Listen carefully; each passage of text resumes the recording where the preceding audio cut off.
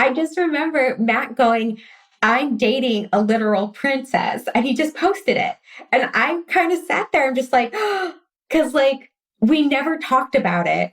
We were just doing the dates, but Right. I guess it just didn't click with me. Huh. Okay.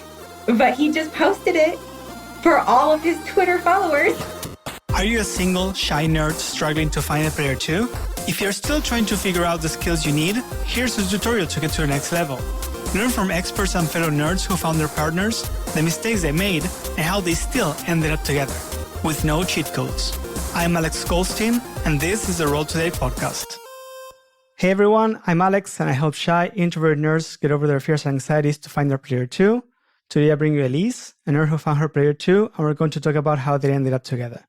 The idea is to address some of your questions, dispel some myths, and hear about the many different ways that nerds can find real relationships. Elyse, thank you so much for coming. Thank you so much for having me. So just to get started, what makes you a nerd? Like, I've seen some of your content.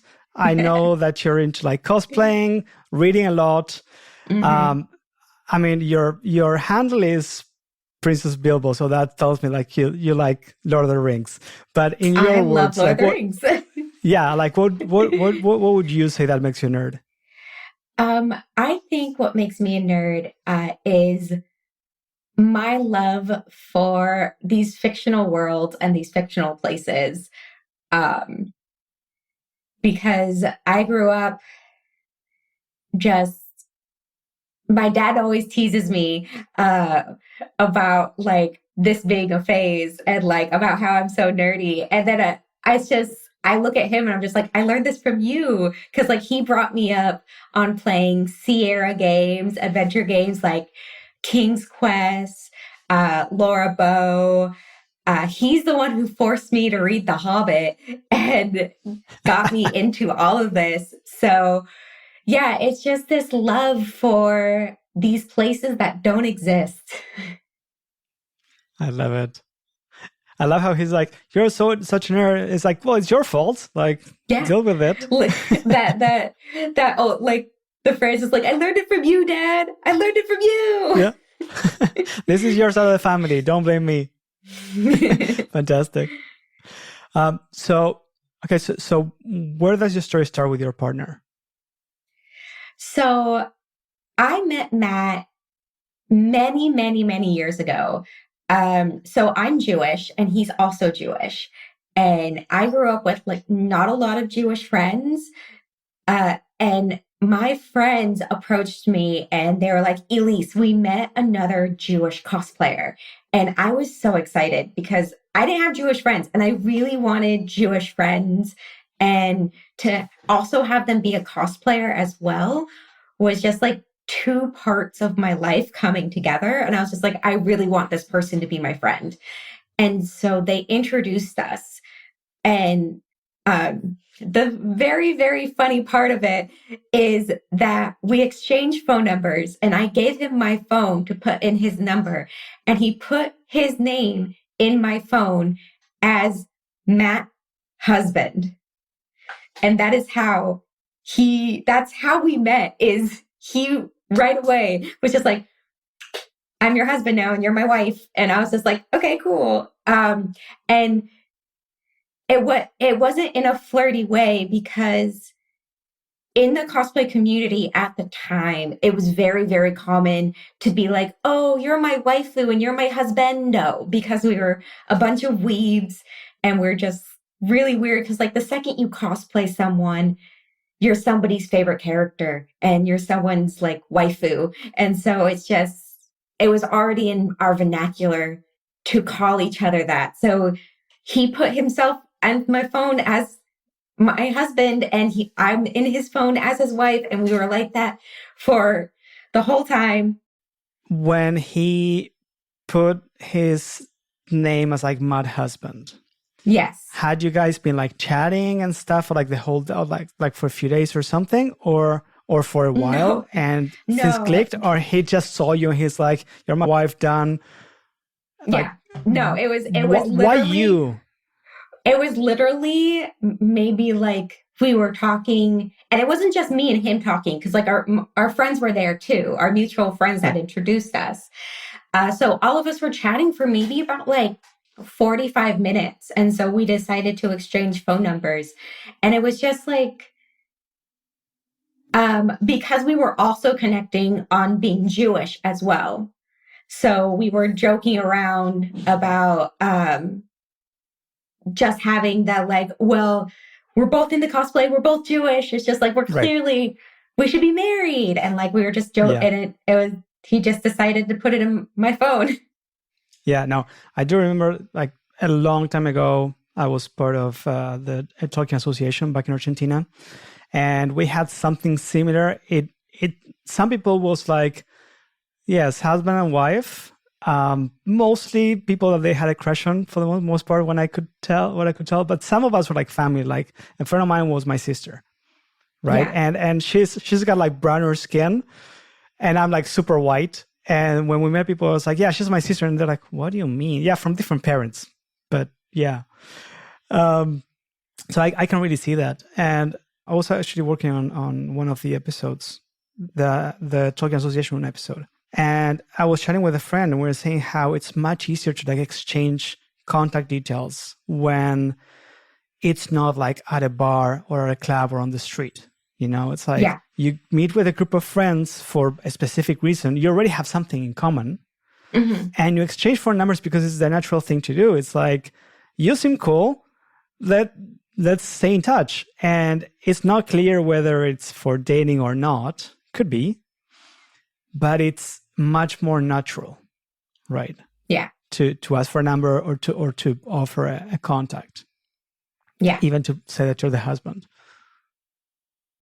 Yeah. Yeah. Because like now it's just so easy just to be like, oh, can I have like your Instagram so we can like message each other and get like, oh, I love like, especially in like the cosplay world, it's just like, oh my God, I love your cosplay. What's your Instagram handle so I can follow you? And then it's like, oh my God, I want to follow you back. You love this character. I want to talk about them. So it's really easy just to have moments of just like, let's connect. Yeah. Yeah. And it doesn't have to have like all that pressure of like, I'm asking for the contact and like, what are they going to think? Are they going to say no? Like, they're much less likely to say no because, I mean, most of the time you're just between friends and it could be just like friendly exchange of contacts. Then you can start a conversation if you want to and see where it goes. But there's not so much pressure of, you know, like asking for the number. So yeah, I just want you to point that out. So what did you think when you first met him? Right? Like he was like, okay, she's my wife, done. What did you think? When we first met, I thought, and I still think this today, I consider him basically like the sun. He is so bright. He's so warm. He's so comforting. He just draws so many people to him because he's so friendly and he's so kind. And like, that's one of the main reasons why like I'm attracted to him is because of this warmth that he just radiates. And it's, you go, if you're around him, it's nearly impossible not just to automatically love him because when he's talking to you, he's genuinely interested in what you have to say. And he's just so funny and like everybody around him just loves him. But it was a few years later, we were at like this cosplay gathering and he and I were chatting. And it was so funny that one of our photographer friends was there taking photos. And our friend took a photo of us chatting. But during that conversation, I was in my head going like, if this boy keeps talking to me, I'm going to get a crush on him and it's his fault because he's so charming and he's so nice and he's so funny. And like, I dig his vibes. Like he's really, really great. And if he keeps talking to me, it's going to be his fault that I have a crush on him. And like, that's what he's going to have to deal with. And he kept talking to me. And so I started developing feelings for him, but we didn't really live close to each other. So we would only see each other at conventions. So nothing really happened. And by the time like we were able to have easier access to each other, it kind of had this like never the right time moment. There was like one moment when we were so close. He asked me out on a date, but I did not know it was a date. I thought we were just hanging out as friends. I wanted it to be a date. I wanted it to be. But I was like, I'm not sure. I'm not going to like, I'm just going to keep it chill. And we went But had to, you guys been like chatting together like before he asked, or did you just happen to meet again at a cosplay event or something? we have been chatting at this, like, just like casually and things like that. Um, and he asked me to go to this event at a local museum called LACMA. Um, and it was like this whole Tim Burton thing, and it was like for Halloween. And I really wanted to go. And it was so funny because I wasn't feeling well. And I was like, okay, I'm still gonna go. I'm feeling a little sick, but I'm still gonna go because this might be a date, but it might not be a date, but it might be. So I'm gonna I go. call those Schroedinger dates. That's so funny. Yes. It's like, and I really like them actually. Like, I mean, because sometimes you don't really know the person, so you're like, okay, I want to hang out and I want to like get to know them better. So you don't want to put the pressure on. It is a date. So it's like, hey, let's go hang out. Could be a date, could be as friends. Who knows? It doesn't have to be something bad. Yeah. Right. And we definitely had a really good time. And there were some moments where like the chemistry was hitting hard, but I was sitting there going like, I can't let him get close to me because I don't feel well and I don't want to be contagious. If he gets sick because of me, I will be so sad. I'll be so upset with myself. So I have to keep away. And I did find out years later, because I found out when we were officially together that he was just like, no, that was a date. And I was just like, I knew it. But he never clarified. I did tell him no, and I did have a fever the next day. So I'm just like, okay, he was I'm so glad. Hot. I'm glad that like nothing happened, because I would have been so sad if I got him sick. But I was just like, I knew it. I knew it was a date. Do you know if he was trying to get closer and you were pulling back or something? There were a few moments that I felt that he was getting closer, but I did say to him that I wasn't feeling that great. And so because I did have to, there were some moments where I had to sit down and I'm just like, okay, hold on. Like, I'm not feeling too hot. Let me sit down for a moment. Let me get some water. So, right. So he was aware that I wasn't feeling well. Yeah. I mean, date or not, that's not the best time to make a move usually. Right. So it does show, like from your side, it does show a lot of interest to go meet someone, even as friends, even if you're sick. It's like, to me, it's one of the things of like, okay, you're not feeling well, but you still came. Okay, I'll take that as, even if like I can't get close, like you're saying, like, oh, like you don't want him to get close so that he doesn't get sick. Even if that happens, to me, it's like, okay, like she came even though she was sick. So that shows interest, right? That would be like the opposite of getting stood up. Yeah. 100%. But that still wasn't how we got together. Right. So just to recap so far. So you guys met, your friends introduced each other, then you met like a year later, and you were like, he seems like cute. Then a couple of years later, he invites you on a Schroedinger date. And what happened after the Schroedinger date? So this is when our time kind of just didn't line up. Basically, I got into a relationship, he was single. He got into a relationship, I was single. And it flip-flopped like that for a little bit. But then our mutual friend, Steph, was getting married. So Steph invited both Matt and I to their wedding. And Matt and I were in the same room together with his best friend and uh, his wife. And after that, Matt and I just started talking like a lot. And then 2020 hit and we were stuck inside, and he and I were just talking every single day. Like we couldn't go a day without talking to each other. And Matt and I, for such a long time, have had feelings for one another. And just like, again, there was like all this timing issues that didn't really make it work out. And so we already knew a lot about each other. Matt already knew about some of my past relationships and how they weren't that great. And I knew about his. And um, we were just finding each other during 2020 and the stressful times that like we were just really confiding in each other and really leaning on each other. And we decided to do a Discord date, and where we just like popped on a movie and we just chatted with each other and like reacted to the movie as we were watching it.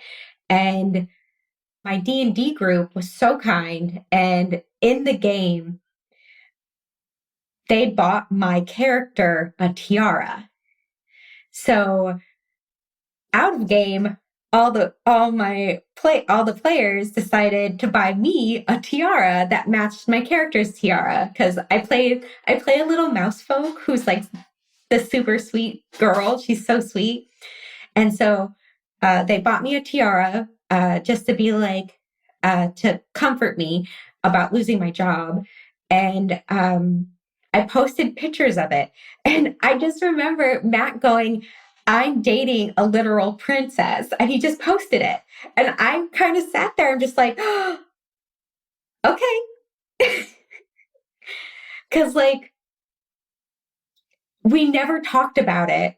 We were just doing the dates, but Right. I guess it just didn't click with me.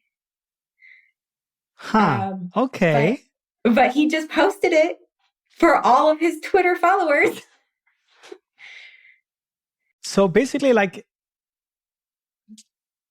that's really interesting. I have never heard of that one before. So he just assumed that you guys, like, was he 100% serious about, like, had he been thinking that you guys were already dating?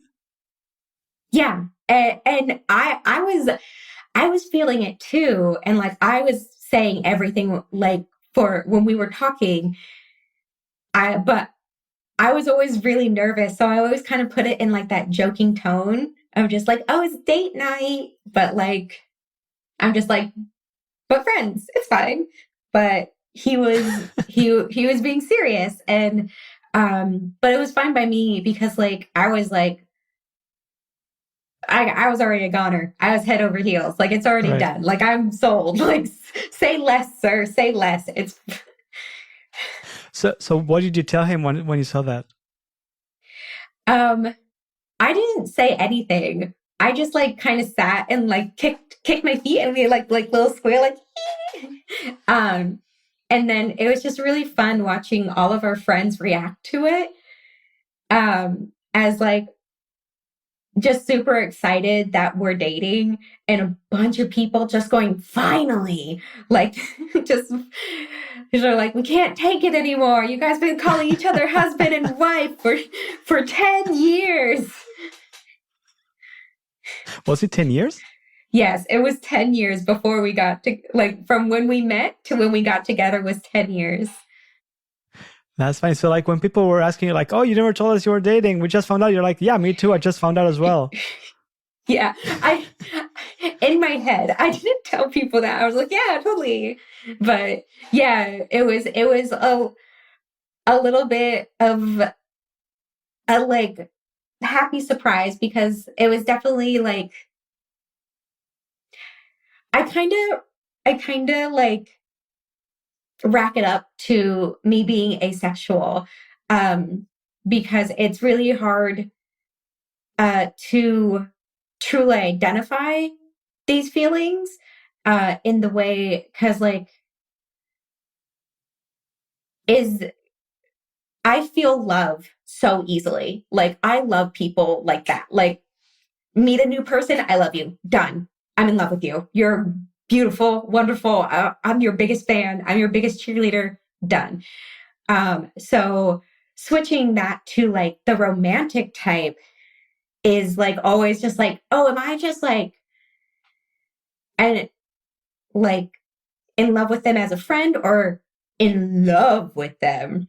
And, you know, as I got older, it was easier to identify. But I'm very good at doubting myself. Like as soon as I plant that seed, it flourishes. Like as soon as I'm just like, well, maybe not. And then that tree is a redwood as tall as the tallest redwood. That's amazing. So I'm still surprised that you guys were like so like going on dates or whatever, and for you were like, we're just friends. I really like my friend, but we're just friends. And suddenly he's like, yeah, we're dating. What? I'm just really surprised. I mean, I'm glad that it worked out great. It's a very bold move, I have to say. He is very bold, and just in life in general, he is very Clearly. bold. Clearly. Okay, thank you so much, Elyse, for coming. Thank this you. has been amazing. And everyone else, if you have questions for her, for past guests, or if there's something that you want me to ask future guests, please let me know. Send me an email at dm@roadtodate.com or at roadtodate anywhere on social media. And Elyse, your handle is Princess Bilbo everywhere? Yes. Everywhere. Awesome. I am Princess Bilbo. I found a handle and I stuck with it. I stuck with that handle. Perfect. So if you want to get in touch with her, she's got great content on cosplaying and books, and I saw some cooking stuff as well. So I'm a very avid baker. Yeah.